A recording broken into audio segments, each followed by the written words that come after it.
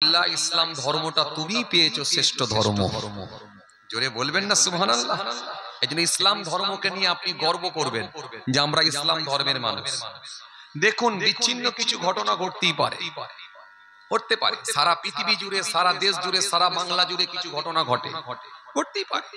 কিন্তু অপরাধীর কোনো ধর্ম হয় না, সন্ত্রাসবাদীর কোনো ধর্ম হয় না, জঙ্গির কোনো ধর্ম হয় না, আতঙ্কবাদীর কোনো ধর্ম হয় না। আতঙ্কবাদী আতঙ্কবাদী, জঙ্গি জঙ্গি, সন্ত্রাসবাদী সন্ত্রাসবাদী, টেররিস্ট টেররিস্ট, হ্যাঁ, অপরাধী অপরাধী।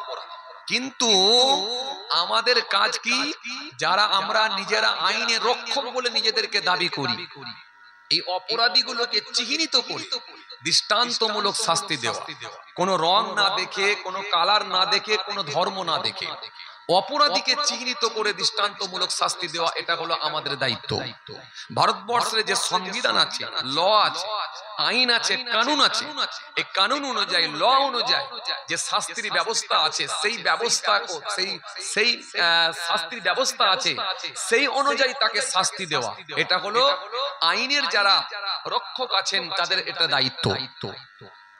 তো সুতরাং কিছু যদি বিচ্ছিন্ন ঘটনা ঘটে থাকে, কিছু মানুষ তারা এমন ভাবে মানুষের সামনে হাইলাইট করে ইসলাম ধর্মকে কলুষিত করার চেষ্টা করে, ইসলাম ধর্মকে খাটো করার চেষ্টা করে। মনে রাখবেন, ইসলাম ধর্মকে খাটো করতে পারবেন না, ইসলাম ধর্মকে ছোট করতে পারবেন না। কারণ ইসলাম ধর্মটা এমন একটা ধর্ম, যে ব্যক্তিটা ইসলাম ধর্ম নিয়ে গবেষণা করেছে, কোরআনকে নিয়ে যারা অ্যানালাইসিস করেছে, নিশ্চিতভাবে সেই মানুষগুলো নবীর আদর্শের কাছে মাথা নত করে দিয়ে তারা ইসলামের ছত্র ছায়া এসে কালেমা পড়ে ঈমান কবুল করে নিয়েছে। টাইসনের মতো মানুষ, গ্যারি মিলারের মতো মানুষ, ওয়ান্ডার ক্লাউনের মতো মানুষ, জজবন্নেশ্বরের মতো মানুষ, ডাক্তার মারিস মোকাইলের মতো মানুষ, এ সমস্ত পৃথিবী বিখ্যাত মানুষ যাদেরকে গোটা পৃথিবীর মানুষ চেনে, তারা ইসলামের ছত্র ছায়া এসে কালেমা পড়ে ঈমান কবুল করেছে। আর ছোটখাটো কিছু নেতা বিরাট চিৎকার করছে, ইসলামকে খাটো করার, ছোট করার চেষ্টা চালাচ্ছে।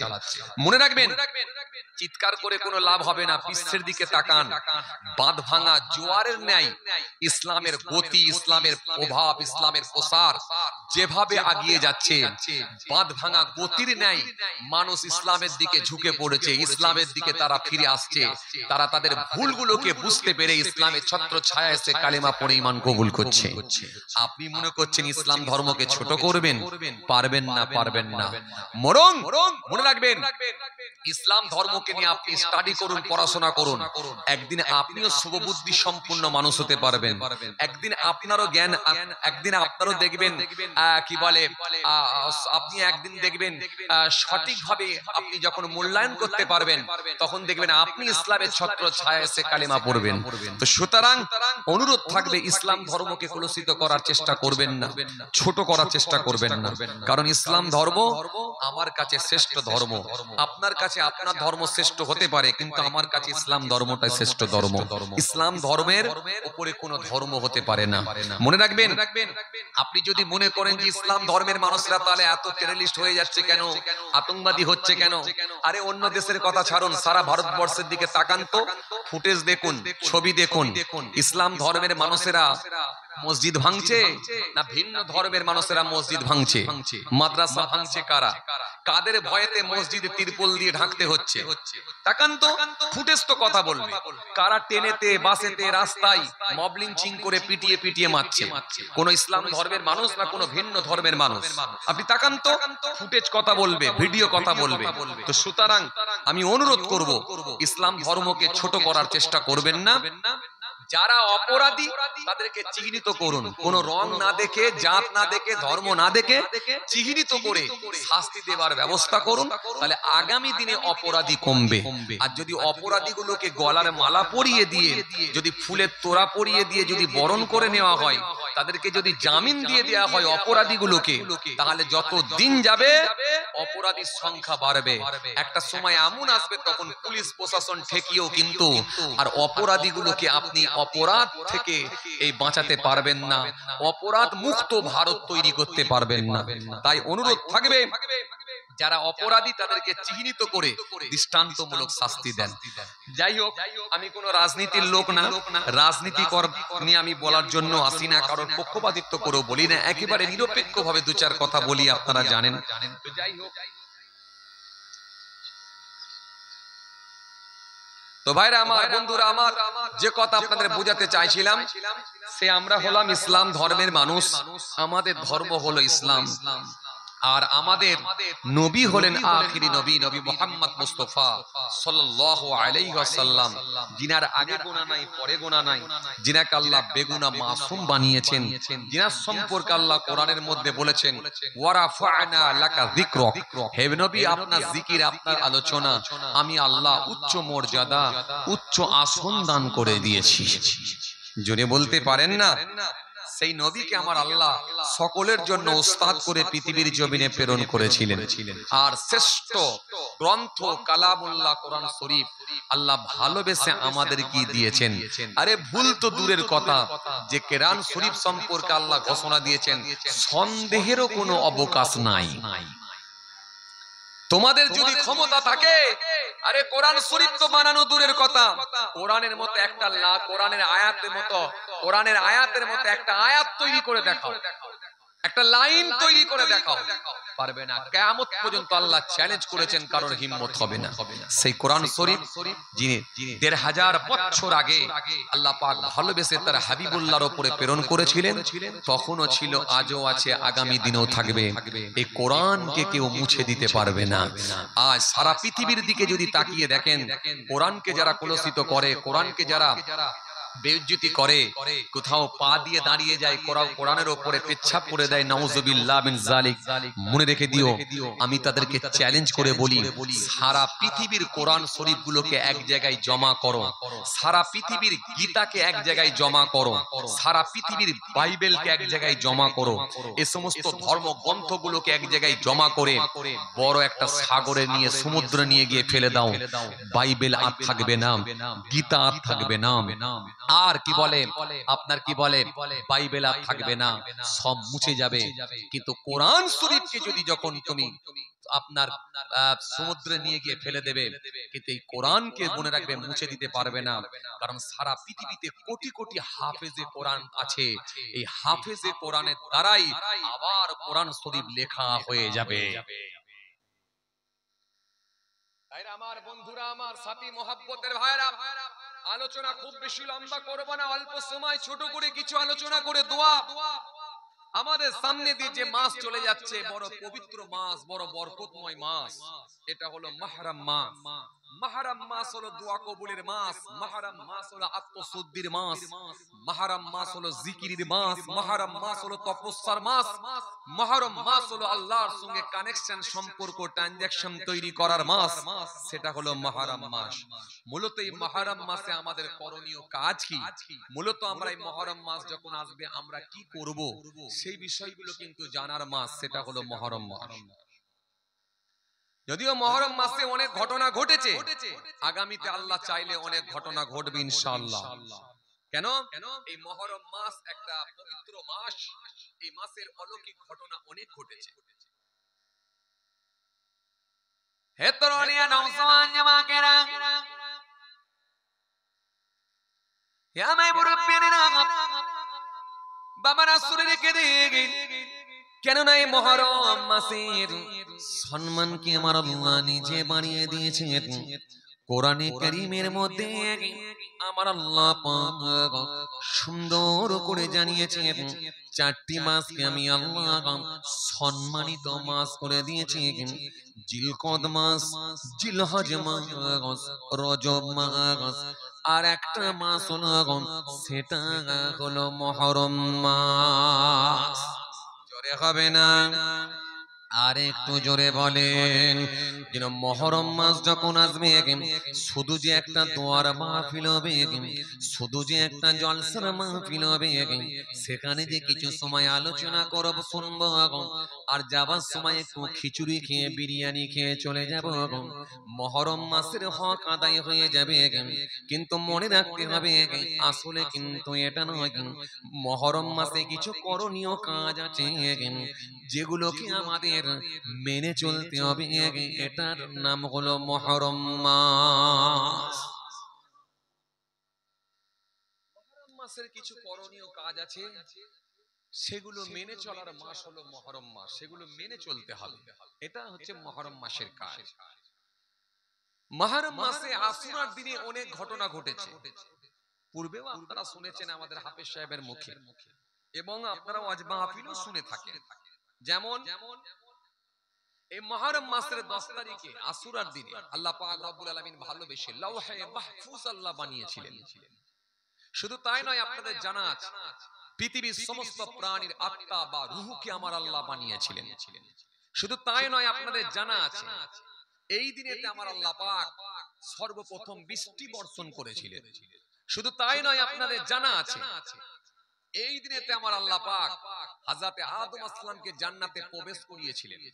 এই দিনেতে আমার আল্লাহ পাক হযরত আদম আসলামকে জান্নাত থেকে বাহির করেছিলেন।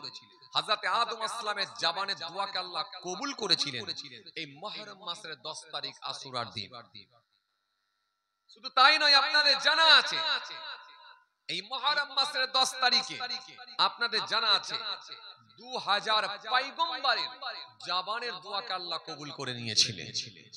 শুধু তাই নয়, আপনাদের জানা আছে এই মুহররম মাসের 10 তারিখ আশুরার দিনে আমার আল্লাহ পাক হযরত নূহ আসলাম তিনি যে কিস্তি বানিয়েছিলেন, অর্থাৎ নৌকা বানিয়েছিলেন। নৌকা যখন বানিয়েছিলেন আপনাদের জানা আছে নূহ নবী কম বেশি প্রায় 950 বছর ধরে দিনের দাওয়াত দিয়েছিলেন। মাত্র 80টি মানুষ হেদায়েত হয়েছিল, বাকি মানুষগুলো হেদায়েতের জায়গায় আসতে পারেনি, দ্বীনের আলোতে পৌঁছাতে পারেনি। তো সেই মানুষগুলো যখন নূহ নবীর সঙ্গে খারাপ আচরণ করেছিল, হযরত নূহ আসলাম তখন আল্লাহর দরবারে হাত তুলে বদদুয়া করেছিলেন, আল্লাহ এদেরকে তুমি মিটিয়ে দাও, এদের নাম নিশানা তুমি মুছে দাও। আল্লাহ পাক বলেছিলেন, নূহ তুমি একটা নৌকা বানাও, কিস্তি বানাও, আর সময় মতো আমি আল্লাহ ঠিক বন্যা দেবো, দিয়ে তাদের পৃথিবী থেকে নাম নিশানা মুছে দেব। হযরত নূহ আসলাম যখন নৌকা বানিয়েছিলেন, নৌকা যখন বানাতে শুরু করেছিলেন, সেই সময়কার মানুষগুলো তারা হযরত নূহ আসলামকে দেখে ঠাট্টা করেছিল, পরিহাস করেছিল, নূহ আসলামকে নিয়ে উপহাস করেছিল, নূহ আসলামকে নিয়ে মজাক করেছিল, ঠাট্টা করেছিল, বিদ্রূপ করেছিল। দরিয়া এখান থেকে বহু দূরে, নৌকা নিয়ে যাবে কেমন করে? হযরত নূহ আসলাম বলেছিলেন, শোনো, এমন একটা সময় আসবে আল্লাহ যদি সেদিন করেন, আমার নৌকা টেনে নিয়ে যেতে হবে না, বরং নৌকা আমার এখান থেকে চলা শুরু করবে। জোরে বলতে পারছেন না? সে হযরত নূহ আসলাম যে নৌকা বানিয়েছিলেন, আর আমার আল্লাহ সময় মতো যখন বন্যা দিয়েছিলেন, চুলোর ভেতর থেকে পানি উঠতে শুরু হয়েছিল। এই ওয়াকি আপনাদের জানা আছে। পাহাড়ের উপরে কম বেশি প্রায় 40 গজ পানি উঠে গিয়েছিল। এমনকি নূহ নবীর পুত্র, আপন পুত্র নূহ নবীর ছেলে দরিয়ার নিচে পৌঁছেছিল। নূহ নবীর সঙ্গে যখন কথোপকথন হচ্ছিল, ছেলে তখন সাঁতার দিচ্ছিল, দিতে দিতে আব্বাকে বলেছিল, আব্বা চিন্তিত হবেন না। আব্বা বারবার বলেছিলেন, এই নৌকায় উঠে পড়ো, যারা নৌকায় উঠবে তারাই বাঁচবে, বাকি সব মানুষকে আমার আল্লাহ ধ্বংস করে দেবেন। ছেলে বলেছিল, আব্বা চিন্তা করবেন না, সামনে পাহাড় আছে, পাহাড়ে গিয়ে উঠে পড়বো। হযরত নূহ আসলাম যখন এই কথা শুনলেন, একটু আফসোস করে ছেলের দিকে তাকালেন। বাপ বেটায় কথোপকথন হচ্ছে, মুহূর্তের মধ্যে একটা বিরাট ঢেউ, পানির যে উচ্ছ্বাস ঢেউ এসে এমন ভাবে নূহ নবীর ছেলেকে ধাক্কা মারলো, নূহ নবীর ছেলে দরিয়ার নিচে পৌঁছে গেল। নূহ নবী সেই সময় মনটা একটু খারাপ হয়েছিল। আল্লাহর দরবারে বলে, আল্লাহ আমার ছেলে কি আমার আপন নয়, আমার কেউ নয়? আপনি বলেছিলেন তোমার আওলাদদের ধ্বংস করব না। আল্লাহ বলেছিলেন, নূহ তোমার ছেলে আমি আল্লাহকে মানে না, তোমাকে নবী বলে মানে না, সে কেমন করে তোমার ছেলে হতে পারে? তার নামটা তো আমি আল্লাহ খাতা থেকে কেটে দিয়েছি, দ্বিতীয়বার তুমি ওর জন্য সুপারিশ করবে না। তো নূহ নবী এর পরে আর সুপারিশ করেননি। যাই হোক, তো সেই নূহ নবীর নৌকাটা যেদিনে পাহাড়ের গায়ে গিয়ে, যদু পাহাড়ের গায়ে গিয়ে সেটেছিল বা লেগে গিয়েছিল, সেই দিনটা কিন্তু ছিল এই মুহররম মাসের 10 তারিখ, 10ই মুহররম ছিল। শুধু তাই নয়, আপনাদের জানা আছে হযরত আইয়ুব আসলামের নাম শুনেছেন, ইয়াকুব আসলামের নাম শুনেছেন। হযরত আইয়ুব আসলাম তিনি একদিন, দুদিন, 3 দিন না, 18 বছর ধরে তিনি অসুস্থ অবস্থায় ছিলেন। যেদিনে শিফা পেয়েছিলেন, আমার আল্লাহ সুস্থ করেছিলেন, আল্লাহ পাক হুজুরকে সুস্থতা দান করেছিলেন। সেই দিনটাও কিন্তু ছিল মুহররমের 10 তারিখ, আশুরার দিনই ছিল। শুধু তাই নয়, আপনাদের জানা আছে ভাইরা আমার, এই মুহররম মাসে আপনাদের জানা আছে, শুধু তাই নয়, হযরত ইয়াকুব আসলাম তিনি তিনার পুত্রকে ফিরে পেয়েছিলেন, যে পুত্রকে কি বলে কূপের মধ্যে ফেলেছিল তার ভাইরা, হযরত ইউসুফ আসলামের সঙ্গে সাক্ষাৎ হয়েছিল, সেটাও কিন্তু মুহররমের 10 তারিখই ছিল। তো এই রকম ভাবে একাধিক ঘটনা মুহররমের 10 তারিখে ঘটেছে, আগামী দিনেও আমার আল্লাহ ঘটাবেন, এমনকি কিয়ামতটাও কিন্তু এই মুহররমের 10 তারিখই হবে। তো এই নিয়ে বিস্তারিত অনেক আলোচনা, তো যাই হোক অত ডিটেইলসে আমি যাচ্ছি না, তবে মনে রাখতে হবে আশুরার দিনে অনেক ঘটনা ঘটেছে, আগামী তো আল্লাহ চাইলে ঘটবে। তবে মনে রাখবেন সব ঘটনাই যে 10 তারিখে ঘটেছিল এমনটা নয়, এটা নিয়ে মতবিরোধ ইখতিলাফ রয়েছে। যদিও কেউ কেউ বলেছেন যে মুহররম মাসে ঘটেছে, বরং 10 তারিখে নয়। তবে 10 তারিখে যেমন কতগুলো ঘটনা সহিহ হাদিস থেকে প্রমাণিত, তার মধ্যে একটা কি, হযরতে মুসা আলাইহিস সালাম, মুসা নবী যখন দরিয়া পার হয়েছিলেন, ফেরাউনের কবল থেকে আল্লাহ রক্ষা করেছিলেন, ফেরাউনের বাহিনী থেকে আল্লাহ পাক হেফাজত করেছিলেন। ফেরাউনের বাহিনী যেভাবে মুসা সালামের উপরে যেভাবে আক্রমণ করার জন্য ধাবিত হয়েছিল, হযরতে মুসা নবী দরিয়া পার হয়েছিলেন। মুসা নবীর কাছে একটা লাঠি ছিল, আপনারা জানেন, যেখানে আমার আল্লাহ মুসা সালামকে দুটো মিরাকেল অলৌকিক ক্ষমতা দিয়েছিলেন। একটা কি, যখন তিনি হাতখানা নিয়ে বগলের মধ্যে গোলাকার করতেন, সূর্যের ন্যায় জ্যোতি আলো হতো, আর হাতের লাঠিখানা জমিনের উপরে শুইয়ে দিলে বিরাট বড় সর্প সাপ হয়ে যেত, আর ওই সাপের মাথা ধরে যখনই তিনি উপরে ধরে দাঁড় করাতেন, পূর্বের ন্যায় লাঠি হয়ে যেত। তো সেই লাঠি নিয়ে যখন দরিয়ার উপরে আঘাত করেছিলেন, দরিয়ার পানি দুই দিকে সরে গিয়ে মাঝখান দিয়ে বিচখান দিয়ে রাস্তা তৈরি হয়েছিল।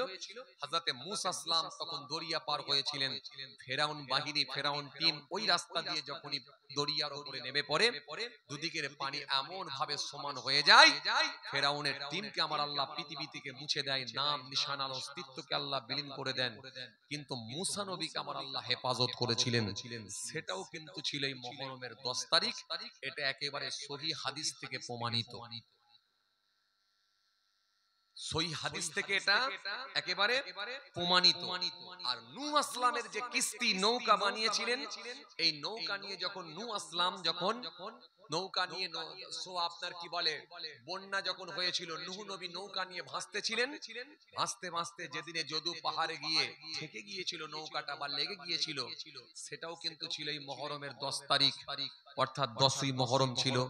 এটা ছিল সহিহ হাদিস থেকে একেবারে প্রমাণিত।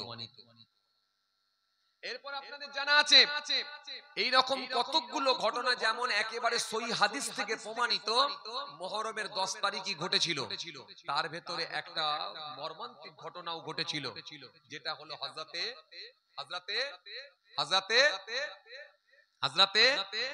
ইমাম হাসান, ইমাম হোসাইন, রাসূলুল্লাহর নাতিদের কথা আপনাদের জানা আছে। রাসূলুল্লাহর নাতি, ছোট নাতি হযরত ইমাম হোসাইন রাদিয়াল্লাহু তাআলা আনহু, তিনি কারবালা প্রান্তে শহীদি মওত বরণ করেছিলেন, এবং সেই কারবালার প্রান্তে যখন শহীদ হয়েছিলেন, তিনার পরিবার বর্গ নিয়ে, সকলকে নিয়ে তিনি কারবালার ময়দানে গিয়ে শহীদ হয়েছিলেন। সেটাও কিন্তু ছিল এই মুহররমের 10 তারিখ, যেটা উম্মতে মুহাম্মাদের কাছে বড় বেদনাদায়ক ঘটনা। তো এইরকম একাধিক ঘটনা ঘটেছে, আগামী দিনেও একাধিক ঘটনা আল্লাহ চাইলে ঘটতে পারে।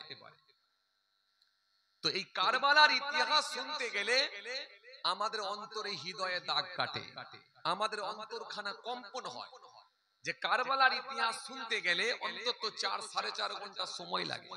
অনেক লম্বা ওয়াকিয়া, লম্বা ঘটনা, যদিও আপনারা মাঝে মধ্যে ক্যাসেটও শুনে থাকে, তবে শুরু থেকে শেষ পর্যন্ত করা সম্ভব কোন ওয়াজিনের হয়েছে বলে তো আমার মনে হচ্ছে না, কারণ প্রায় 4 থেকে 4.5 ঘন্টা সময় লাগে। ভাইরা আমার, বন্ধুরা আমার, সাথী মহব্বতের ভাইরা, কেন রাসূলুল্লাহ সাল্লাল্লাহু আলাইহি সাল্লাম তিনি দুই নাতিকে বড় ভালোবাসতেন, হযরত ইমাম হাসান, হযরত ইমাম হোসাইন রাদিয়াল্লাহু তাআলা আনহুমা। আল্লাহ নবী একদিন ইমাম হাসান ইমাম হোসাইনকে নিয়ে জি তিনি বড় ভালোবাসতেন। মাঝে মধ্যে তিনি ঘোড়া হয়ে যেতেন, ঘোড়া হয়ে যেতেন, আর পিঠের ওপরে নিতেন কাকে? হযরত ইমাম হাসানকে। কখনো কখনো পিঠের ওপরে নিতেন হযরত ইমাম হোসাইনকে। সাহাবায়ে কেরামেরা দেখে একটু মুচকি হেসে বলতে, ইয়া রাসূলুল্লাহ, হাবিবাল্লাহ, হুজুর বেয়াদবি নেবেন না। হুজুর আপনি তো ঘোড়া হয়েছেন আর সাহাবা আপনার নাতিদেরকে পিঠে চাপিয়েছেন, আপনি আপনার নাতিরা কত ভাগ্যবান। ইয়া রাসূলুল্লাহ, হাবিবাল্লাহ, হুজুর পৃথিবীর জমিনে আপনি ঘোড়া হয়ে আপনার নাতিদেরকে পিঠে করে নিয়ে ঘোরাচ্ছেন। আল্লাহর নবী বললেন, দেখো নাতিরা আমার কাছে বড় প্রিয়, নাতিরা আমার কাছে বড় আপন, বড় প্রিয়। আল্লাহর নবী একদিন জি নিজের পুত্র হযরতে ইব্রাহিমকে সাথে করে নিয়ে এবং দুই নাতিকে নিয়ে বসে আছেন। হঠাৎ করে দেখা যায় হযরতে জিবরাইল ফেরেশতা এসে হাজির হয়েছিলেন। ইয়া রাসূলুল্লাহ, হাবিবাল্লাহ, হুজুর বেয়াদবি নেবেন না, এই তিন জনের ভেতর থেকে আল্লাহ পাক একজনকে নিতে চান। আল্লাহ নবী তিন জনের দিকে তাকালেন, তাকিয়ে বললেন, আমার নাতিগুলো হলো আমার কলিজা, যদি আমার আল্লাহ এর ভেতর থেকে কাউকে নিতে চান তো আমার পুত্র আমার ইব্রাহিমকে আমি দিতে রাজি আছি। আমার দুই নাতিকে আমার আল্লাহ হেফাজত করেন, তাদের জন্য দোয়া করি। তো নিজের ছেলের থেকেও বেশি ভালোবাসতেন নাতিদেরকে, এত ভালোবাসা দিতেন। তো সেই নাতিদের কথা বলতে গেলে অনেক সময় কিতাবের মধ্যে এসেছে আল্লাহ নবী সাল্লাল্লাহু আলাইহি সাল্লাম তিনি একদিন বসে আছেন, দুই জাঙ্গুতে দুই পায়ের উপরে দুই নাতিকে নিয়ে বসে আছেন। একদিকে বসে আছে হযরত ইমাম হাসান হুজুর, আর একদিকে বসে আছেন ইমাম হোসাইন হুজুর। হঠাৎ করে দেখা যায় হযরতে জিবরাইল ফেরেশতা এসে হাজির হলেন। জিবরাইল ফেরেশতা যখন এসে হাজির হলেন, দুই নাতি উঠে পড়লেন, উঠে হযরতে জিবরাইলের পকেটে হাত ভরতে শুরু করলেন। জিবরাইলের পকেটে হাত গলাতে শুরু করলেন, যেন কিছু একটা খোঁজাখুঁজি করছেন। হযরতে জিবরাইল ফেরেশতা বলেছিলেন, ইয়া রাসূলুল্লাহ, হাবিবাল্লাহ, হুজুর এই বাচ্চা দুইজনা কি খুঁজছে, কি খোঁজাখুঁজি করছে? আল্লাহ নবী শেষ সময় বললেন, দেখো ভাই জিবরাইল, এই বাচ্চা দুইজনা খোঁজাখুঁজি করছে আর অন্য কিছু নয়, আমার একজন সাহাবী আছে যার নাম হলো দাইয়াতুল কলবি। এই সাহাবীটা যখন আমার দরবারে আসে তো বাচ্চাদের জন্য কিছু খাবার নিয়ে আসে, কিছু উপঢৌকন নিয়ে আসে। তো সেই সাহাবী আজকে আসেননি, তার আকৃতি ধারণ করে, তার চেহারা ধারণ করে আপনি এসেছেন। আর এই বাচ্চা দুইজনা তো বাচ্চা মানুষ, ছোট মানুষ, এরা আপনাকে চিনতে পারে না, এরা ভেবেছে আমার নানা জানের মনে হয় সেই সাহাবী এসেছে। তো যেহেতু আমাদের জন্য নানা জানের সাহাবী খাবার নিয়ে আসেন, তো আজকে খাবারটা দিচ্ছেন না কেন? খাবারটা দিচ্ছেন না কেন? হয়তো ভুলে গেছে, ভুলে গেছেন মনে করে আপনার পকেটে হাত গলাতে লেগেছেন, যাতে করে বাচ্চা মানুষ তো তাই হাত গলাতে শুরু করেছেন। নবী দুই বাচ্চাকে টেনে ধরলেন, দিয়ে বললেন, ভাই জিবরাইল কিছু মনে করবেন না, কিছু মনে করবেন না। হে তরুণিয়া নওজওয়ান জামাকেরা,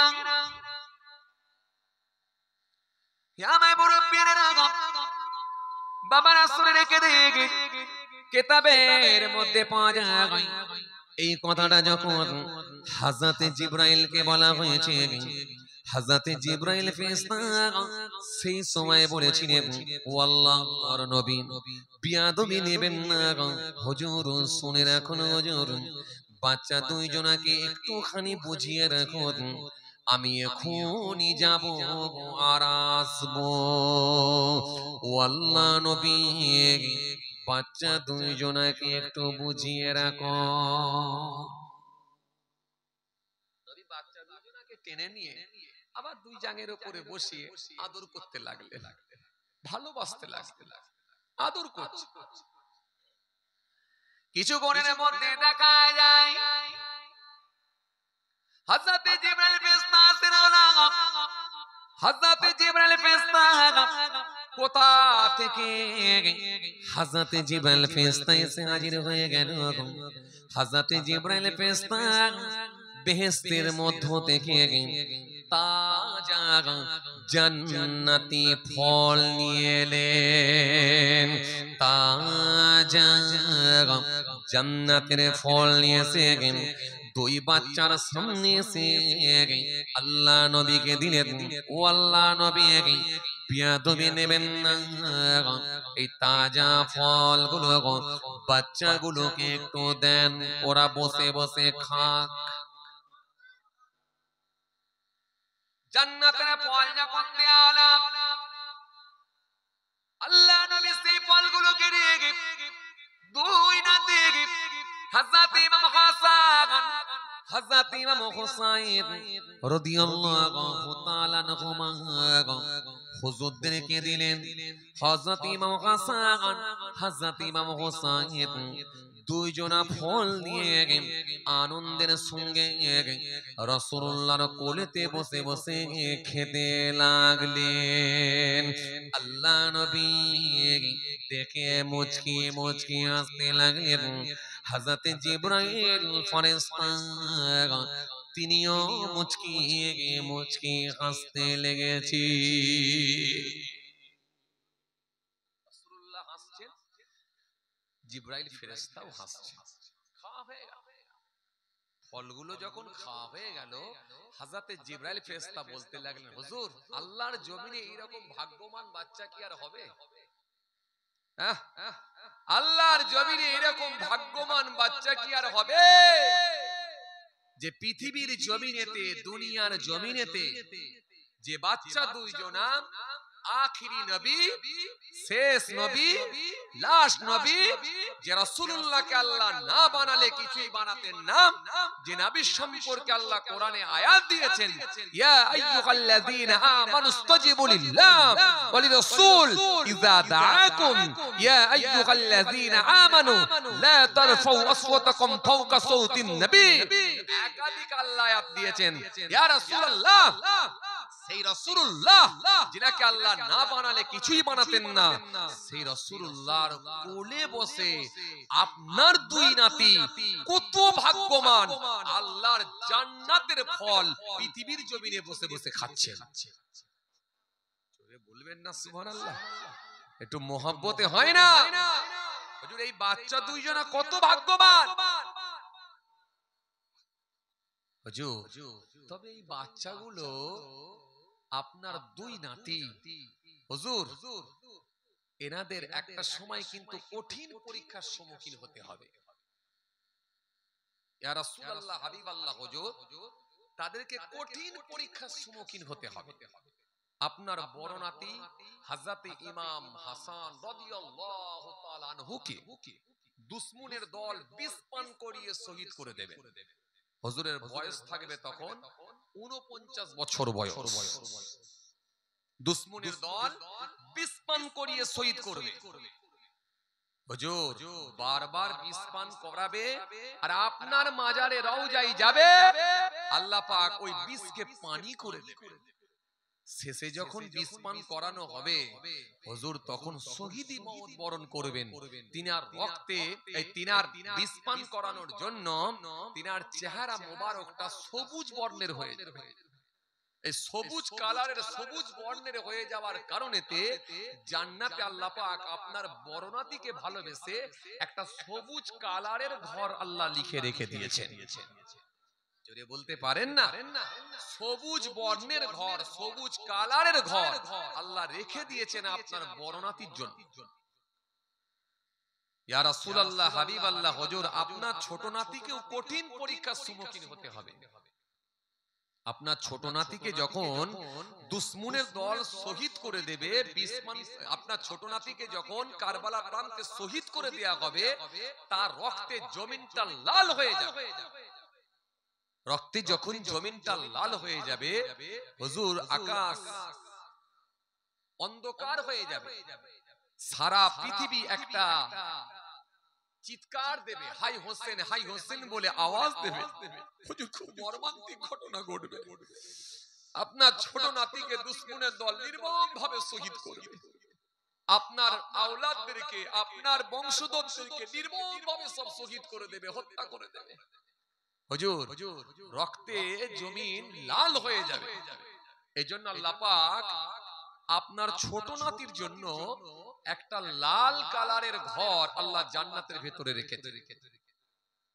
আল্লাহ নবী সব কথাগুলো শুনলেন একটা একটা করে, শুনে মনটা বড় খারাপ হয়ে গেল, মনটা বড় খারাপ হয়ে গেল। রাসূলুল্লাহ বড় মর্মাহত হলেন, বড় কষ্ট পেলেন। কিন্তু আল্লাহর পরীক্ষা, এটা ঈমান, এটা ঈমান, আল্লাহর পরীক্ষা।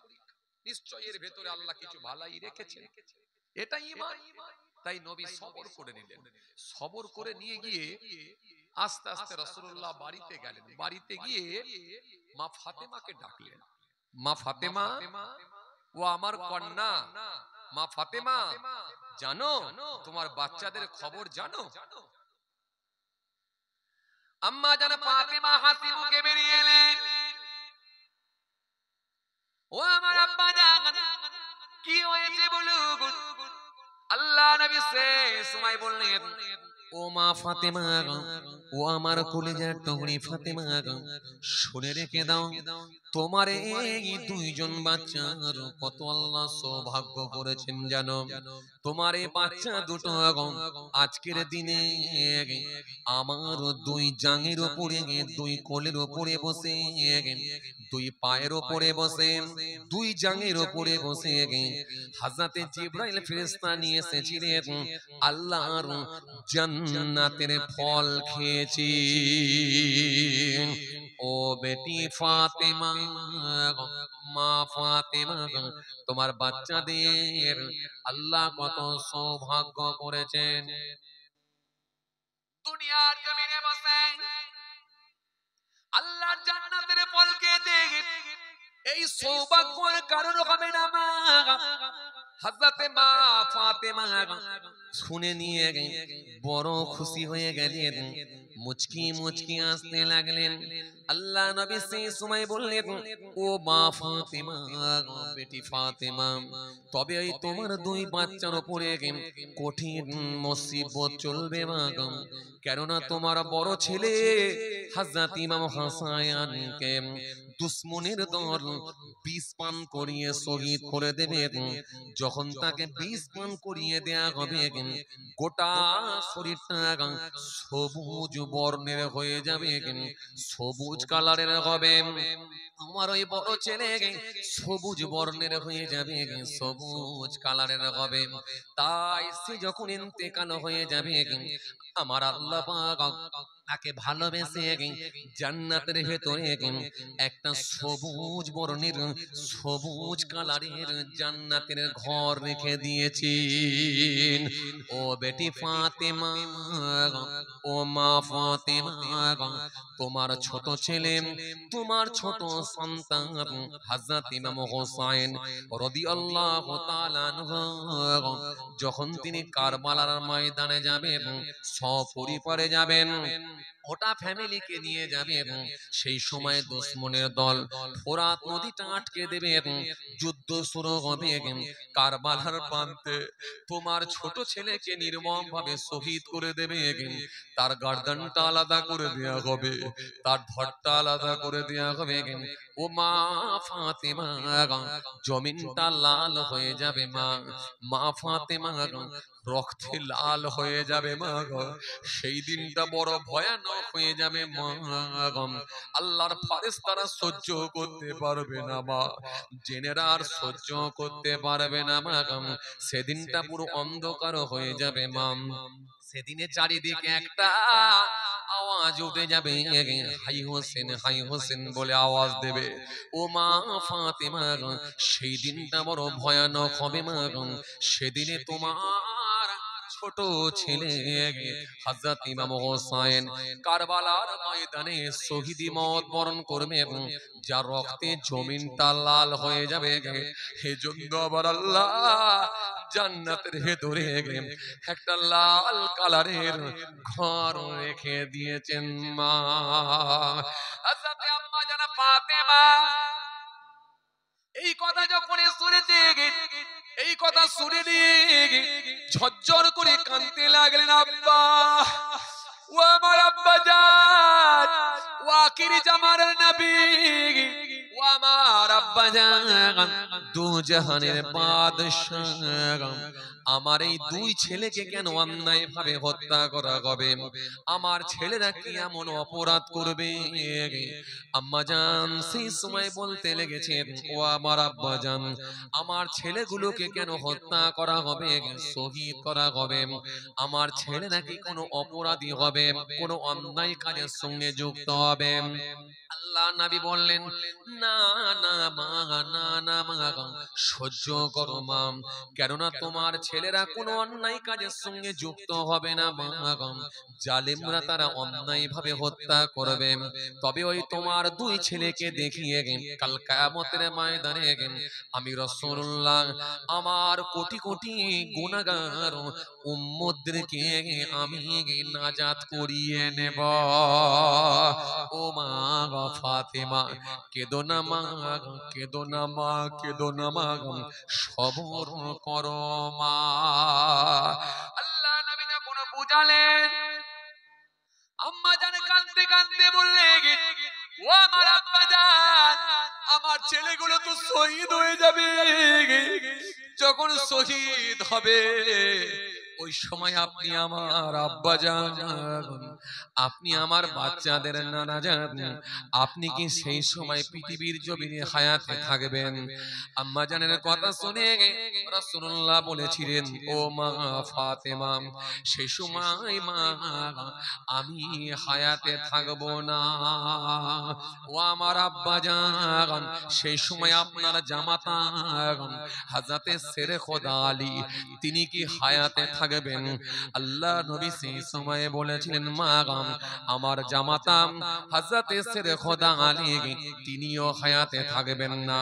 ও আমার আব্বা জান, সেই সময় কি আমি মা ফাতেমা, আমি আপনার কন্যা, আমি কি সেই সময় হায়াতে থাকব?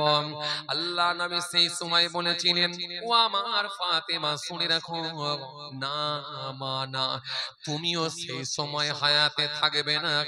ইয়া রাসূলুল্লাহ, আপনিও হায়াতে থাকবেন না, আপনার জামাতাও হায়াতে থাকবে না, আমি ফাতেমাও হায়াতে থাকবো না, তাহলে আমার বাচ্চাদের মুখের সামনে কি কেউ থাকবে না? আমার বাচ্চাদের জন্য কি একটু সওয়াবে শানিও হবে না? আমার বাচ্চাদের জন্য কি কেউ একটু দোয়া খায়ের করবে না? আমার বাচ্চাদের জন্য কি কেউ একটু কাঁদবে না, চোখের পানি ফেলে আল্লাহর দরবারে দোয়া করবে না? আল্লাহ নবী সেই সময় বলেছিলেন, ও মা ফাতেমা, কেঁদো না মা, কেঁদো না মা, কেঁদো না মা, আমরা কেউ হায়াতে থাকবো না, তবে তোমার ওই বাচ্চাদের জন্য দোয়া করার লোক থাকবে মা। তোমার বাচ্চাদের কথা মনে করে কিয়ামত পর্যন্ত আমার কোটি কোটি উম্মতেরা তারা সওয়াবে শানি করবে, দোয়া করবে। আরো জোরে বলেন, আরো জোরে বলেন। এই জন্য মুহররম মাস যখনই এসে পৌঁছে যায়, রাসূলুল্লাহর নাতিদের কথা আমাদের মনে পড়ে যায়।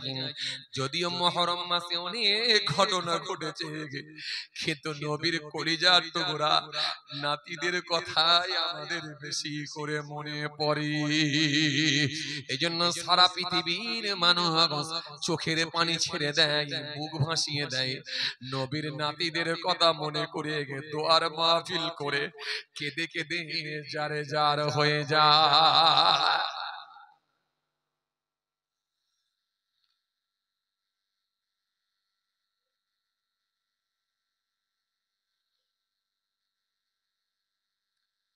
সেই মুহররম মাস, এই মুহররম মাস আমি জাস্ট খালি একটু ভূমিকাটা আপনাদের সামনে তুললাম, কিন্তু এর পরে যে কি ঘটনা ঘটেছিল, কি মর্মান্তিক ঘটনা, সেই ঘটনা বলার মতো আমার ক্ষমতা নাই। বললে আমি নিজেই ঠিক থাকতে পারবো না, আর আপনারা কিভাবে ঠিক থাকবে? মারাত্মক ঘটনা, যে ঘটনা ঠিকঠাক ভাবে মানুষের সামনে যদি উপস্থাপন করা হয়, মানুষের অন্তরখানা ফেটে যায়, কলিজাখানা ফেটে যায়, লোকে সহ্য করতে পারে না। এই জন্য সেই মুহররম মাস আমাদের সামনে দিয়ে চলে যাচ্ছে, সেই আশুরার দিন আমাদের সামনে দিয়ে চলে গেছে। এই জন্য মুহররম মাস যখন এসে পৌঁছে যায় আমাদের হৃদয়ে আঘাত লাগে, কলিজায় দাগ টেনে দেয়। এই জন্য মুহররম মাস যখন আসবে আমাদের কাজ হলো অন্তত মুহররম মাসের করণীয় কাজগুলো করা, আর পাশাপাশি রাসূলুল্লাহর নাতিদের কথা মনে করে একটু দোয়ার মাজলিস কায়েম করা। দোয়ার মাজলিস কায়েম করা যদি সম্ভব নাও হয়, অন্তত বাতাসা দিয়ে মসজিদে একটু দোয়া দেওয়া, তাও যদি সম্ভব না হয় অন্তত একটু নামাজ পড়ে চোখের পানি ছেড়ে কেঁদে হযরত ইমাম হাসান, হযরত ইমাম হোসেন, কারবালা সুহাদা হুজুরদের কথা মনে করে একটু সওয়াব রেসানি করে দেওয়া। কথা কিছু বুঝতে পারছেন? কিতাবে এমন কোন জায়গায় লেখা নেই যে তাবারুক করে খানা করে মাইক করি দোয়া দিতে হবে, দোয়ার মাজলিস করতে হবে, বাকি আর অন্য কোনো ভাবে করা যাবে না। আসলে এমনটা আপনি ইচ্ছা করলে, আপনি যদি মনে করেন একা একা একটু দোয়া করে দেবেন বা সওয়াব রেসানি করে দেবেন, তাও করতে পারবেন। এশার নামাজ খানা পড়ে নিয়ে একটু হাত তুলে আল্লাহর দরবারে মনে করে নামাজ, একটু চোখের পানি ছেড়ে কাঁদা। 100% আমার আল্লাহ ইচ্ছা করলে আপনার দোয়াকে কবুল করবে। কারণ কিতাবের মধ্যে এসেছে আল্লামা শিবলি নোমানী রাহমাতুল্লাহ আলাইহি তিনি মুহররম মাসের যখন 10 তারিখ পেয়েছিলেন, আশুরার দিন যখন পেয়েছিলেন, ওই দিনেতে তিনি দিনের বেলা রোজা করেছিলেন এবং 2 করে 8 রাকাত নফল নামাজ আদায় করেছিলেন। 2 করে যখন 8 রাকাত নামাজ আদায় করেছিলেন, কিতাবের মধ্যে এসেছে 8 রাকাত নামাজ আদায় করা। প্রথম রাকাতে সূরা ফাতিহার সঙ্গে 11 বার 10 বার সূরা ইখলাস শরীফ পড়া। এই 2 করে মোট 4 সালামে নামাজের সমাপ্তি ঘটানো। হযরত শিবলি নোমানী রাহমাতুল্লাহ আলাইহি তিনি 2 করে 4 সালামে নামাজের সমাপ্তি ঘটিয়ে মোট 8 রাকাত নামাজ আদায় করেছিলেন। 8 রাকাত নামাজ আদায় করে চোখের পানি ছেড়ে একটু আল্লাহর দরবারে কাঁদলেন, কেঁদে কেঁদে সোহাদায়ে কারবালা হুজুরদের কথা মনে করে একটু সওয়াব রেসানি করে দিলেন, দোয়া খায়ের করে দিলেন, একটু সওয়াব রেসানি করে দিলেন। দিয়ে হুজুর রাতের অন্ধকারে বিছানায় শয়ন করলেন, শুয়ে পড়লেন। যখন বিছানায় শুয়ে পড়েছেন আস্তে আস্তে গভীর রাত হয়ে গেল। গভীর রাত্রিতে হুজুর দেখতে পাচ্ছেন যে হঠাৎ করে গোটা ঘরটা নূর আর নূর, আলো আর আলো হয়ে গেছে। জোরে বলবেন না, গোটা ঘরটা আলো হয়ে গেছে, যেন ফ্ল্যাশ লাইট পড়েছে। গোটা ঘরটা আলো হয়ে গেছে, নূর হয়ে গেছে। হযরত শিবলি নোমানী দেখতে পেলেন গোটা ঘরটা আলো হয়ে গেছে, গোটা ঘরটা নূর হয়ে গেছে, গোটা ঘরটা আলো হয়ে গেছে। হুজুর আমার চমকে উঠলেন, তাকিয়ে দেখলেন একজন নূরানী চেহারার মানুষ। হুজুর দেখতে পেলেন একজন নূরানী চেহারার মানুষ এসে হাজির হয়ে গেছে, যার গোটা শরীরটা নূর আর নূর, আলো আর আলো। হুজুর স্বপ্নে যেন দেখছেন, কি দেখছেন? একজন নূরানী চেহারার মানুষ এসে আলো হয়ে গেছে, গোটা ঘরটা নূর আর নূর হয়ে গেছে। হযরত শিবলি নোমানী রাহমাতুল্লাহ আলাইহি নূরানী চেহারার মানুষটাকে দেখে সালাম দিলেন। নূরানী চেহারার মানুষটা সালামের জবাব দিলেন। জবাব দেওয়ার পর হযরত শিবলে নোমানী বলেছিলেন, ও আল্লাহর মাহবুব বান্দা, হুজুর আপনি কে? আপনাকে তো আমি চিনতে পারি না, আপনাকে তো আমি বুঝতে পারি না, কিন্তু আপনি আসাতে গোটা ঘরটা আলো হয়ে গেছে। হুজুর আপনি কে একটুখানি বলুন। নূরানি চেহারার মানুষটি বলেছিলেন, হে শিবলে নোমানী, তুমি কি আমায় চিনতে পারো না? তুমি কি আমায় বুঝতে পারো না? আমি আর অন্য কেউ নই, আমি হলাম আখিরি জামানার নবী, নূর নবী, হযরত নবী মুহাম্মদ রাসূলুল্লাহ সাল্লাল্লাহু আলাইহি সাল্লাম।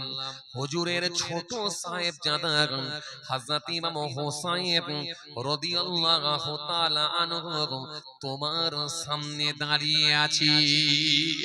আরো জোরে বলেন, আরো জোরে বলেন। হে শিবলে নোমানী শুনে রেখে নাও, আজকে তুমি দিনের বেলা আমাদের কথা মনে করে একটু তুমি তাবারক বিতরণ করেছো, আর রাতের বেলা তুমি নামাজ আদায় করে চোখের পানি ছেড়ে আল্লাহ দরবারে কেঁদে কেঁদে কেঁদে কেঁদে সুহাদা হুজুরদের জন্য একটু সওয়াবের শানি করে দিয়েছো। ও শিবলে নোমানী শোনো, আমার আল্লাহ পাক তোমার এই দোয়াটাকে কবুল করে নিয়ে আমার আল্লাহ পাক আমাদের কাছে পৌঁছে দিয়েছেন। আরো জোরে বলেন, আরো জোরে বলেন। ও শিবলে নোমানী, আমি তোমাকে সুসংবাদ দেওয়ার জন্য এসেছি। কাল কিয়ামতের ময়দানে, ময়দানে মাহশারে, হাসরের ময়দানে, যেদিনে নানা জানের সামনে গিয়ে পৌঁছাবো, সেদিনে তোমার মত শিবলে নোমানীর জন্য নানা জানের কাছ থেকে গিয়ে আল্লাহ দরবারে তোমার মর্যাদা সম্মান বৃদ্ধির জন্য আল্লাহ দরবারে আমরাও দোয়া করব।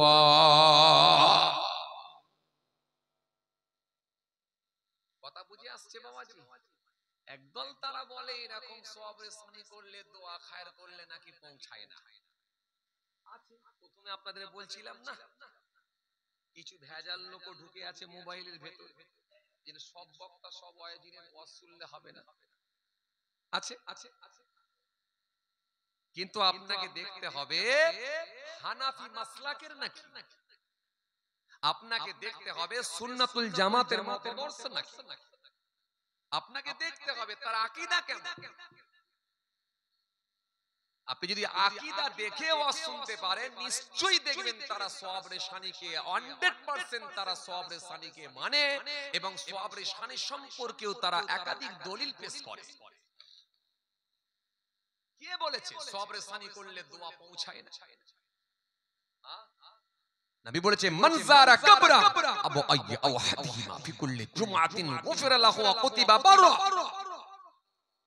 যে নেক ছেলেটা জুমার দিনে একটু নিজের পিতামাতার কথা মনে করে আল্লাহ পাকের দরবারে চোখের পানি ছেড়ে একটু কেঁদে কেঁদে কেঁদে কেঁদে আল্লাহ দরবারে বলবে, আর একবার জিয়ারত করে আসবে, চোখের পানি ছেড়ে কাঁদবে, আমার আল্লাহ সহ্য করতে পারে না, ওই নেক ছেলেটার জবানের দোয়াকে আল্লাহ কবুল করে নিয়ে তার মা বাপের রুহে আল্লাহ সওয়াবটাও পৌঁছে দিয়ে থাকেন। জোরে বলবেন না? এবং ওই ছেলেটাকে আমার আল্লাহ নেক বান্দাদের মধ্যে শামিল করে দেয়। জোরে বলতে পারেন না? কিতাবের মধ্যে এসেছে, রাসূলুল্লাহ জানিয়েছেন, সাহাবায়ে কিরামের আল্লাহর নবীকে জিজ্ঞাসা করলেন, প্রশ্ন করলেন, ইন্না নাতাসাদদাকু লিমাউতিনা হাল ইয়াসিলু ইলাইহিম ক্বালা ইয়াসিলু ইলাইহিম ওয়া ইয়াফরাহুনা কামা তাফরাউনা বিল হাদায়া। আল্লাহর নবীকে জিজ্ঞাসা করা হলো, ইয়া রাসূলুল্লাহ, হাবিবাল্লাহ, হুজুর, হুজুর আমরা দান করি, সাদকা করি, খায়রাত করি, হুজুর আমাদের মৃত আপনজনদের জন্য হাল ইয়াসিলু ইলাইহিম, সেগুলো কি তাদের নিকট যায়, পৌঁছায়? জিজ্ঞাসা করা হচ্ছে কি হুজুর আমরা মৃত বাপ, মৃত মা, মৃত ভাই বোন, আত্মীয় স্বজন, দাদা দাদি, নানা নানি, তাদের কথা মনে করে আমরা সওয়াব রেসানি করি, দোয়া করি, সাদকা করি, দান করি, খায়রাত করি। হুজুর সেগুলো কি তাদের কাছে যায়? সহিহ হাদিস, নবীকে প্রশ্ন করা হলো। নবী বললেন ক্বালা ইয়াসিলু ইলাইহি, হ্যাঁ আমি নবী বলি সেই সওয়াবগুলো আল্লাহ তাদের কাছে পৌঁছে দিয়ে থাকে। জোরে বলবেন না, আরো জোরে হয় না? হ্যাঁ আমি নবী বলছি সেই সওয়াবগুলো তাদের নিকট পৌঁছায়, ওয়াফরাউনা তারা আনন্দিত হন, খুশি হন। উইথ এক্সাম্পল কামা তাফরাউনা বিল হাদায়া, যেরূপ তোমরা তোমাদের কোন আত্মীয়দের বাড়ি কিছু উপঢৌকন, কিছু তোহফা, কিছু নজরানা, কিছু উপঢৌকন নিয়ে গেলে ওই বাড়িওয়ালাটা যেমন তোমাদের উপর খুশি হয়, আমি নবী বলছি যখন তোমাদের মৃত আব্বা মা, মরা বাপ মা, দাদু নানা নানির কথা মনে করে দোয়ার মাহফিল করবে, চোখের পানি ছেড়ে কাঁদবে, একটু বলে দেবে আল্লাহর দরবারে, কেঁদে কেঁদে দোয়া চাইবে, একটু দান করে দেবে, সাদকা করে দেবে, আল্লাহ পাক যখন তাদের কাছে পৌঁছে দেবে তারাও তোমাদের উপর খুশি রাজি হয়ে যাবে।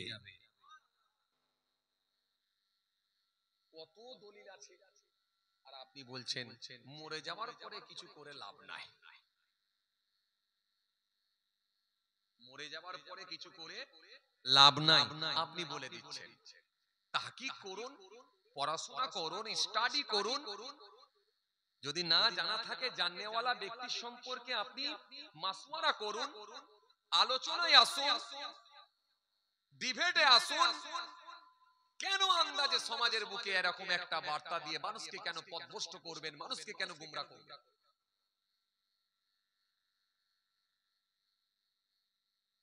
হ্যাঁ এটা যদি বলতেন যে বেঈমান লোক কাফেরের জন্য করছি, কাফেরের জন্য করলে সে ব্যাপারটা আলাদা কথা, ভিন্ন ভিন্ন। কিন্তু আপনি মুমিনের জন্য করছেন, মুসলমানের জন্য করছেন, ইমানদারের জন্য করছেন।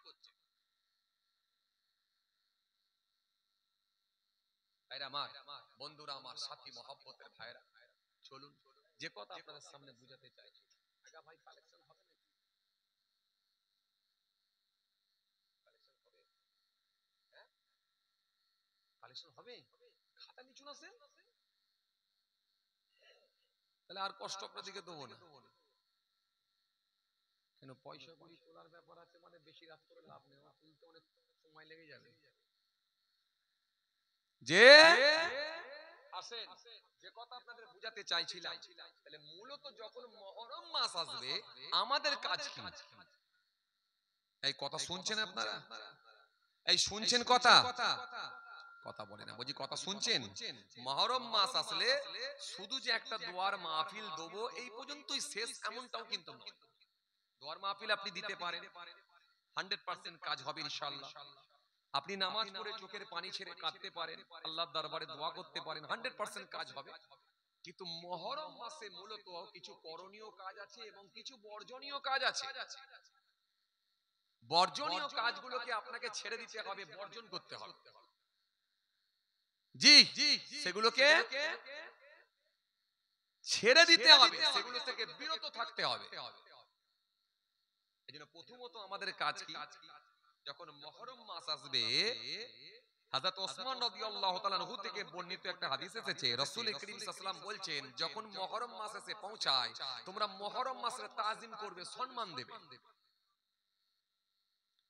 কিন্তু মুহররম মাসের যদি আমরা সম্মান দেব, যখন মুহররম মাস এসে পৌঁছাবে আমরা মুহররম মাসের তাজিম করব, সম্মান দেব। আচ্ছা একটা কথা আপনাদেরকে জিজ্ঞাসা করি, আচ্ছা বলেন তো, আমার দিকে তাকান, আচ্ছা একটা কথা বলেন তো, আমরা যখন কোনো ব্যক্তি বা কোনো মানুষকে যখন সম্মান দিই, সম্মান প্রদর্শন করি, যখন সম্মান দিই বা তাজিম করি বা ইজ্জত দিই, তো কেমন ভাবে দিই? পদ্ধতিটা আমাদের কেমন থাকে?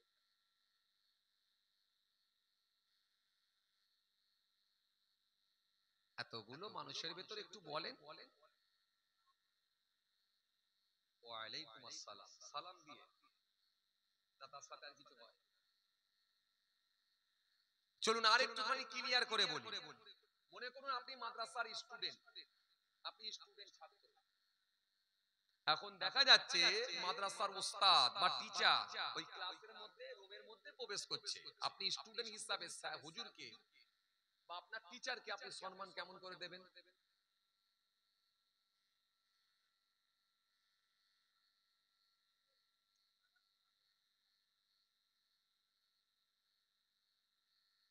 চাচা বলছে মাথা নিচু করে দেবো, মাথা নিচু করে।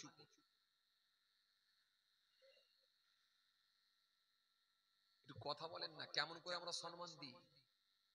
আরে বাবা, স্কুল কলেজ ইউনিভার্সিটি মাদ্রাসায় তো পড়াশোনা করা, এখানে ছেলে পুলে আছে, তো ভাইরা তো আছে মাশাআল্লাহ, একটু মনে করেন কেমন করে সম্মান দিতাম উস্তাদকে। দাঁড়িয়ে, ঠিক ঠিক, দাঁড়িয়ে দাঁড়িয়ে, হ্যাঁ চাচাও খারাপ বলে না, দাঁড়িয়ে অনেকে মাথাটা একটু নিচু করে নেয় ঠিকই, কারণ গুরুজন ব্যক্তির কাছে মুখ তুলে কথা বলাটাও একটা বিয়াদবি বলে মনে করে। তবে আমরা দাঁড়িয়ে পড়ি, দাঁড়িয়ে সম্মান দিই, শ্রদ্ধা করি, কি কথা ঠিক কি না? এটা একটা তাজিম, এটা আমাদের একটা আদাব, এটা একটা আমাদের মধ্যে শিষ্টাচার থাকে।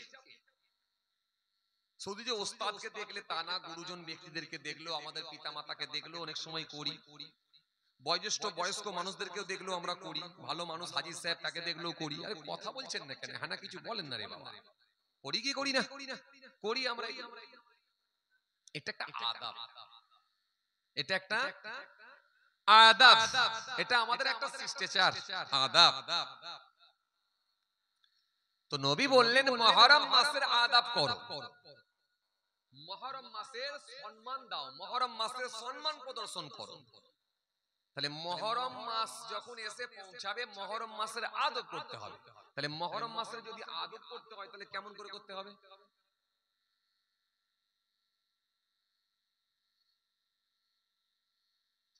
কথাবার্তা বলেনি কেন? সব ঘুম পেয়ে গেল নাকি? হ্যাঁ, ঘুম পেয়ে গেল নাকি? এই তো একটু আগে এলেন, তাবারুক হয়েছে, বলছি খাওয়া দাওয়ার ব্যাপার আছে নাকি না? আছে? কে ভালো তথ্যটা দিতে পারবে বলেন দেখি, খাওয়া দাওয়ার ব্যাপার আছে? যে তাবারুক তাবারুক আছে? বলি আজকে জলসার তাবারুক হয়েছে? হয়েছে। এই যে এইটুকু কথা বলতে লজ্জায় হায়রান হয়ে যাচ্ছে, আমি তো অবাক হয়ে যাচ্ছি যে এরা বিয়ে করেছিল কেমন করে, এত লজ্জা করছে। তাবারুক হয়েছে কিনা এটাও বলতে পারছে না, তো বিয়ে করতে গিয়ে হ্যাঁ কি করে বললো যে আলহামদুলিল্লাহ আমি বিয়ে করছি? লজ্জা এত অস্থির হলে হবে? জি, তখন তো ভাই বলতেছিলেন যে অমুকের অমুক জায়গায় অমুক এলাকার এই অমুক সাব ডিভিশনের অমুকের কন্যা অমুককে এত টাকা দেনমোহরের বিনিময়ে অমুক জায়গার অমুক এলাকার অমুক সাব ডিভিশনের অমুকের পুত্র অমুক বিবাহ করতে এসেছেন, বিবাহ করতে রাজি, আপনি কি রাজি? তখন উঠে বললেন আলহামদুলিল্লাহ, বিরাট খুশি তখন, আলহামদুলিল্লাহ। ও জানে না, ও জানে না যে মাথায় এবার আকাশ ভেঙে পড়লো, বোঝো ঠেলা। এই জন্য সেদিনে এক জায়গায়, কথা বুঝতে পারছেন না, এক বক্তা এই মোবাইল ঠেলতে ঠেলতে এক বক্তার আওয়াজ বেরিয়ে পড়লো। সে এরকম ছোট ছোট বাচ্চাদেরকে বলছে এই কোচি, খুব ডিস্টার্ব করছে আর কি মজলিসে, খুব হাসাহাসি করছে বা ডিস্টার্ব করছে, ছোট ছেলেরা তো অনেক সময় ডিস্টার্ব করে। তখন ওই বক্তাটা বলছে এই কোচি, যদি বেশি বদমাইশি করবি তো বিয়ে দিয়ে দেবো, বুঝবি ঠেলা। মানে বিয়ে হলে বুঝে ঠেলা, কথা বুঝতে পারছেন? আর যার বিয়ে শাদী হয় না, ব্যাস না আছে বাঁশ না বাজবে বাঁশি, কথা বুঝতে পারছেন? ঝামেলাও নেই। তো বিয়ে শাদী হলে একটা চাপ মাথায় থাকে কি থাকে না? আবার যখন সংসার হয়ে গেল, ছেলে পুলে বাল বাচ্চা আলহামদুলিল্লাহ আল্লাহ দিয়েছেন, আর একটু চাপ বাড়ে কি বাড়ে না? আবার এরপরে যখন আবার জামাই হয়ে গেল, নাতিপুতা হলো, বৌমা হলো, আর একটু চাপ বাড়লো কি বাড়লো না? তার মানে আল্লাহ পাক step by step, step by step, step by step আল্লাহ পাক আপনাকে একটার পর একটা আপনার অভিজ্ঞতা আল্লাহ বাড়াতে চায়। বান্দা দেখো স্টেপ বাই স্টেপ, ঠিক ঠিক তুমি এক সময় বাচ্চা ছিলে, তোমার বাপ ছিল ছেলের বাপ, এখন তোমাকে করে দিয়েছি ছেলের বাপ, ঠিক তোমার বাপটাকে তুমি যেমন অবহেলা করেছো, যেমন গুরুত্ব দিওনি, এখন তোমার ছেলেটাও কিন্তু তোমাকে অবহেলা করবে, গুরুত্ব দেবে না। সুতরাং তুমি ঠিক মনে করো, তোমার বাপকে যেমন তুমি ভালোবেসেছো, তোমার ছেলেও ঠিক তোমাকে তেমনই ভালোবাসবে। এইজন্য আল্লাহ পাক এর মধ্যে থেকে বিরাট একটা শিক্ষার বিষয় তুলে রেখেছে। কথা কিছু বুঝে আসছে? এরপরে যখন বাচ্চা জন্মগ্রহণ হলো, তাকেও আল্লাহ দিয়ে শিক্ষা দিচ্ছেন, এই ছেলে, পৃথিবীর জমিনে এলি, একটু কান্না কর। প্রত্যেকটা বাচ্চা ভূমিষ্ঠ হওয়ার পরে কাঁদে, কান্না করে। কেন বলেন থেকে? এই কান্নাটার কি রকম সিম্পটম বলেন দেখিনি? তার মানে ওই বাচ্চা আসতে চায় না। এইজন্য আমরা প্রত্যেকে কিন্তু আসতে চাই না, কারণ পৃথিবী খুব ঝামেলার জায়গা। আরে কথা বলছেন না কেন? এ সাদা জামা ভাই, ঘুমিয়ে পড়ছেন নাকি? কথাবার্তা বলে। এই পৃথিবী এত ঝামেলার জায়গা, এজন্য আমরা আসতে চাই না। আমাদেরকে পাঠানো হয়েছে, তিনি ভালোবেসে আমাদেরকে পাঠিয়েছেন, প্রেরণ করেছেন, পাঠিয়েছেন। এইজন্য আপনি মিলাবেন আমার কথা। কোন বাচ্চা যখন 6 মাস বয়স হবে, 8 মাস বয়স হবে, আপনার বাড়িতে যদি আপনার খুব অন্তরঙ্গ বন্ধু আসে, ওই বন্ধুটা এসে যখন আপনার কোলেতে আপনার বাচ্চাটা আছে 6 মাস 8 মাসের বয়স বাচ্চাটার, ওই বাচ্চাটাকে একটা চকলেট দিয়ে কচি গালটা টেনে বলছে এসো তো, ওই বাচ্চা তখন চকলেটটা নিল কি না নিল, কিন্তু মুখটা ঘুরিয়ে নিচ্ছে। তার মানে ওর কোলে যাবে না, অচেনা লোকের কথা যাবে না। কথা বলছেন না কেন? সব সময় ওই বন্ধুকে পাশে পাইনি, তার মানে ওই লোকটা সব সময় কাছে এসে আদর করেনি, তার মানে এটা অচেনা লোক। এই অচেনা লোকের কাছে আমি যাব না। এবারে জোর করে যদি ও নেওয়ার চেষ্টা করে, তখন বাচ্চাটা কান্না শুরু করে দেয়। তার মানে আমি যাবনি, আমাকে জোর করে কেন টানছে? তার মানে আমি যাবনি, তুমি কেন জোর করে আমাকে ওর কাছে পাঠাচ্ছ? তার মানে এবার প্রত্যেকটা বাচ্চা যখন ভূমিষ্ঠ হয় কান্না করে, তার মানে আমি যাবনি, আমি যাবনি, কেন আমাকে পাঠাচ্ছেন? আমি যাবনি। কিন্তু আমার আল্লাহ এর ভেতরে অনেক শিক্ষামূলক আলোচনা রেখেছেন বলে, অনেক শিক্ষণীয় বিষয় তুলে রেখেছেন বলে আল্লাহ পৃথিবীর জমিনে প্রত্যেকটা বাচ্চাকে পাঠান, যাও পৃথিবীর জমিনে তোকে আমি প্রেরণ করছি, যাও পৃথিবীর জমিনে থাক, সবকিছু লাড়াঘাটা করবি, কিন্তু আমাকে যেন ভুলবি না। এই বাচ্চা এই জন্য কাঁদে, এই জন্য কাঁদে। কিন্তু এসেছি কার ইচ্ছায়? আল্লাহর ইচ্ছায়। যাবো কার ইচ্ছায়? আরে কথা বলে না, যাবো কার ইচ্ছায়? আল্লাহর ইচ্ছায়। আর মাঝখানটা থাকবো কার ইচ্ছায়?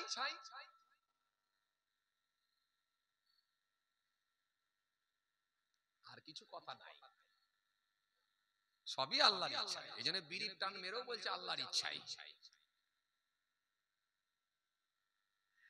এসেছি তিনার ইচ্ছায়, যাবো তিনার ইচ্ছায়, আর মাঝখানটাও থাকতে হবে তিনার ইচ্ছায়। তিনার ইচ্ছায় যদি আমরা থাকবো মনে করি, তাহলে পৃথিবীর জমিনে আমরা সিস্টেমেটিক চলতে পারবো। আর পৃথিবীর জমিনে যদি মনে করি নিজের ইচ্ছায় চলবো, তাহলে সমস্ত রকম অন্যায় কাজের সঙ্গে সে ব্যক্তিটা সম্পৃক্ত হয়ে জাহান্নামী হবে। এই জন্য মাঝখানটাতে চলতে হবে। এই 50 বছর, 60 বছর, 70 বছর, এটাও কিন্তু চলতে হবে সেই মহান স্রষ্টার ইচ্ছা।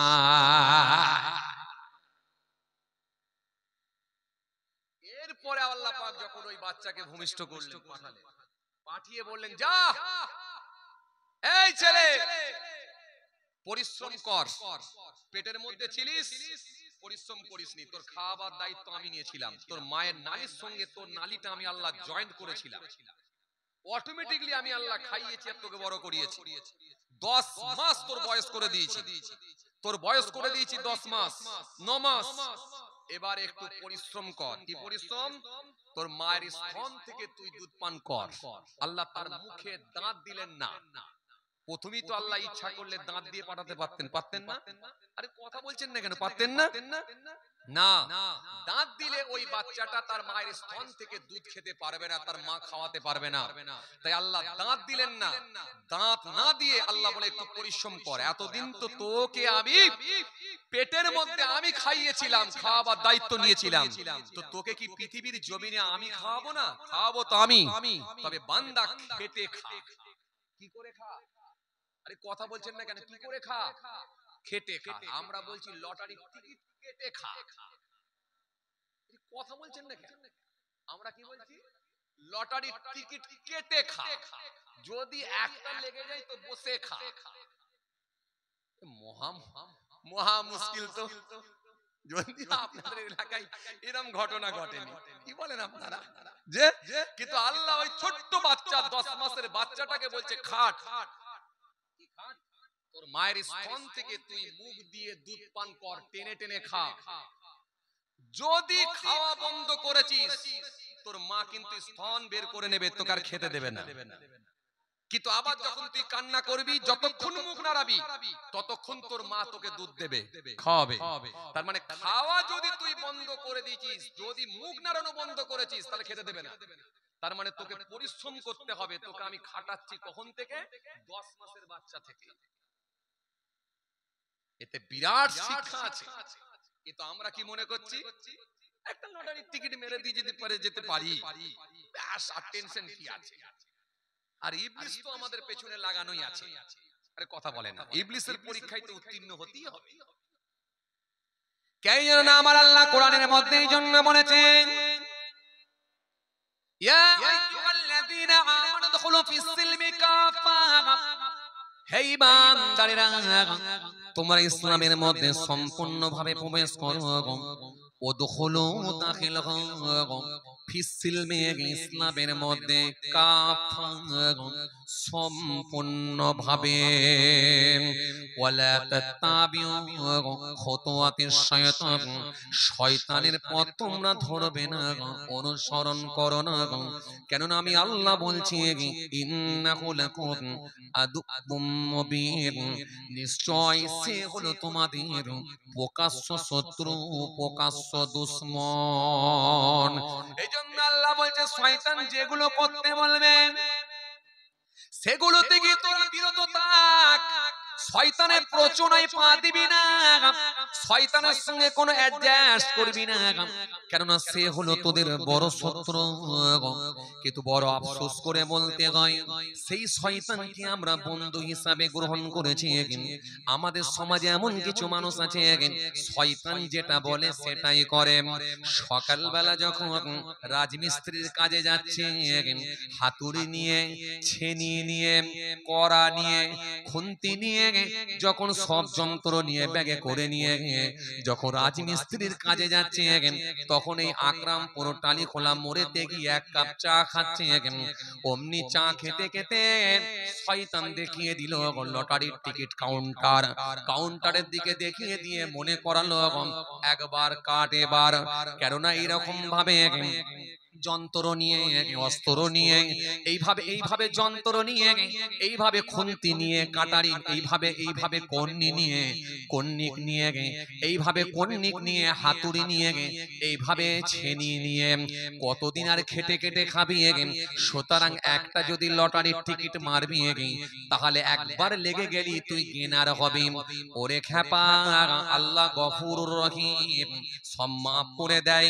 ওরে খ্যাপা, দিনের বেলা তো লটারি কাটবি আর মহরমের রাত্রিরে জলসা শুনবি, তো বসে বসে ওখানে মাফ চাইবি, মাফ পাবি।